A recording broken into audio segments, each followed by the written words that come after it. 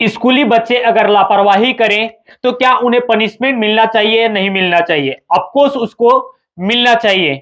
उन्हें मुर्गा भी बना दिया जाए या उन्हें डांट फटकार भी लगाया जाए, ये तमाम तरीके के उन्हें सुधार कराने के लिए एक संवैधानिक और एक क्षमता वाली पनिशमेंट जरूर मिलनी चाहिए। लेकिन अगर कोई बच्चा थोड़ा उदंड हो या फिर शरारती हो या फिर पढ़ाई में कम रुचि रखता हो या फिर स्कूल कम आता हो, तो क्या उन्हें इस हद तक परेशान कर देना चाहिए कि उन्हें सीधा परीक्षा से वंचित कर दिया जाए या उन्हें सीधा उनके 1 साल का करियर खराब कर दिया जाए? तो शायद आप कहेंगे नहीं, बिल्कुल ऐसा नहीं होना चाहिए और हम भी कहते हैं कि बिल्कुल ऐसा नहीं होना चाहिए। लेकिन सारंगगढ़ में कुछ ऐसे बच्चे हैं जिन्हें इसी तरीके की मानसिक परेशानियों का सामना करना पड़ रहा है और उन्हें सीधा परीक्षा से वंचित करने की तैयारी चल रही, जिसका वो लगातार खुद अपने हक अधिकार और अपने आप को सुधार कराने के लिए वो दर-दर की ठोकरें खा रहे हैं। लगातार वो भटक रहे हैं और लगातार वो ये बात कह रहे हैं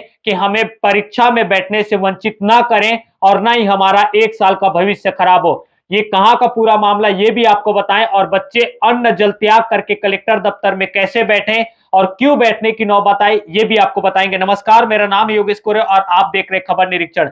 दरअसल ये पूरा मामला है छत्तीसगढ़ के सारंगगढ़ बिलाईगढ़ जिले के स्वामी आत्मानंद स्कूल का है। सारंगगढ़ का सारंगगढ़ के स्कूल में जो बच्चे पढ़ाई कर रहे हैं, जो अभी जिनको आप देख रहे कलेक्टर दफ्तर में वो अन्न जल त्याग करके बैठे, ये सेजेस के बच्चे हैं।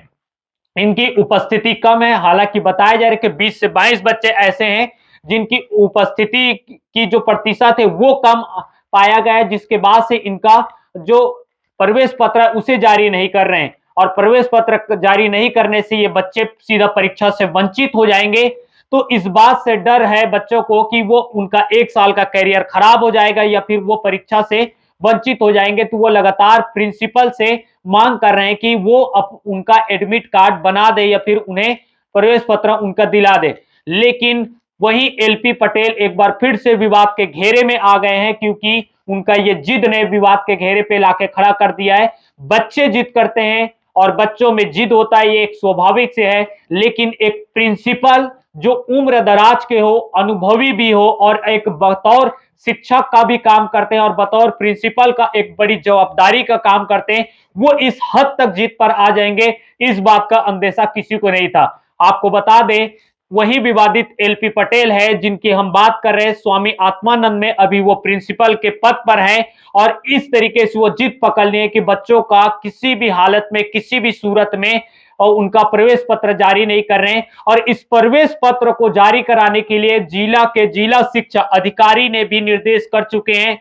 साथ ही साथ जिला के कलेक्टर डॉक्टर संजय कन्नौजे ने भी इस पे आदेश जारी कर चुके हैं, उनसे उन्हें सूचनार्थ कर चुके हैं कि ऐसे बच्चों का फिर से एडमिट कार्ड जारी करें। लेकिन कुछ शर्तें रखी गई है, लेकिन ना तो वो किसी शर्तों को अपनाने को तैयार हैं और ना ही किसी भी हालत में, किसी भी सूरत में इन बच्चों का प्रवेश पत्र जारी करने को तैयार हैं। आपको बता दें कि लगातार बच्चे जो हैं 1 से 1.5 महीने से मांग कर रहे हैं, उनका डाटा बना के भेज दिया गया कि इनकी उपस्थिति 75% से कम है और इन्हें परीक्षा से वंचित करने की तैयारी चल रही।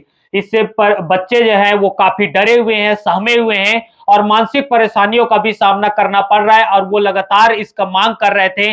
पहले तो वो खुद प्रिंसिपल से मांग के, प्रिंसिपल ने नहीं दिया तो जिला शिक्षा अधिकारी से मांग की, जिला शिक्षा अधिकारी ने निर्देशित किया, उसकी भी बातें टाल दी गई।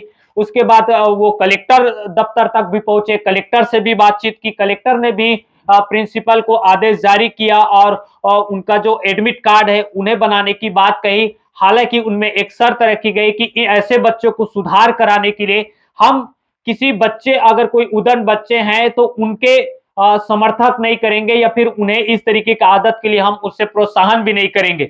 ऐसे बच्चों को सुधार कराना बेहद जरूरी है और ऐसे बच्चों की सुधार होना जरूरी है। लेकिन ये कतई उचित नहीं होगा कि सीधा उन्हें परीक्षा से वंचित कर दिया जाए, सीधा उन्हें 1 साल के उनके करियर को खराब कर दिया जाए।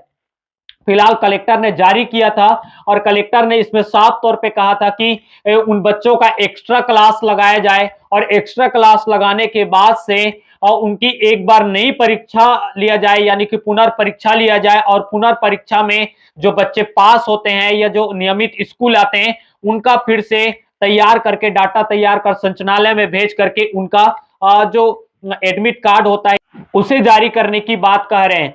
लेकिन तमाम चीजों को लेकर एलपी पटेल जिद पे अड़े हैं और सीधा उनका जिद है कि इन बच्चों को वो बैठने नहीं दे रहे हैं, जिसके बाद से बच्चे परेशान होकर के कलेक्टर दफ्तर में वो बैठ गए। फिलहाल हम भी आग्रह करेंगे कि बच्चों की जिद आप सुधारिए, बच्चों की गलत व्यवहार को आप सुधारिए, आप उन्हें पनिशमेंट दीजिए, उसे मुर्गा बनवाइए, या फिर उन्हें थोड़ी डांट फटकार लगानी पड़े तो वो भी कीजिए। यहां तक कि उनके माता पिता या पालक से बात करके अगर वो उनसे समझाने की कोशिश करना है तो वो भी कर लीजिए। लेकिन साहब, आप इस जिद पे ना अड़े कि उन बच्चों को सीधा उनके परीक्षा से बाहर कर दिया जाए, या आप उनके इस जिद पे ना अड़े कि उन्हें सीधा 1 साल के उनका कैरियर को समाप्त कर दिया जाए। आपसे आग्रह है कि ऐसे बच्चों को सुधरने का मौका दें। अगर ये बच्चे नहीं सुधरते हैं तो वो खुद ही खुद परीक्षा में फेल हो जाएंगे।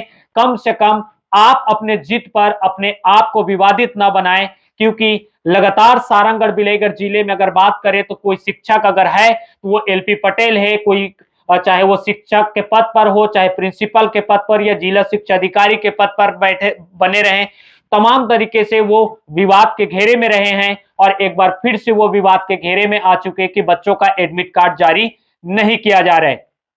फिलहाल ये बच्चे काफी परेशान हैं और ये बच्चे जो है मानसिक रूप से परेशान हो चुके हैं और ये खुद अपनी पढ़ाई में कंसंट्रेट नहीं कर पा रहे। तो साहब, आपसे आग्रह है कि आप ये जिद छोड़िए और इन बच्चों का भविष्य के बारे में सोचिए और इन्हें एक मौका आप जरूर दीजिए कि इन्हें ये सुधर जाए और अपने सुधार करके अपने आगे भविष्य में कुछ अच्छा कर सके।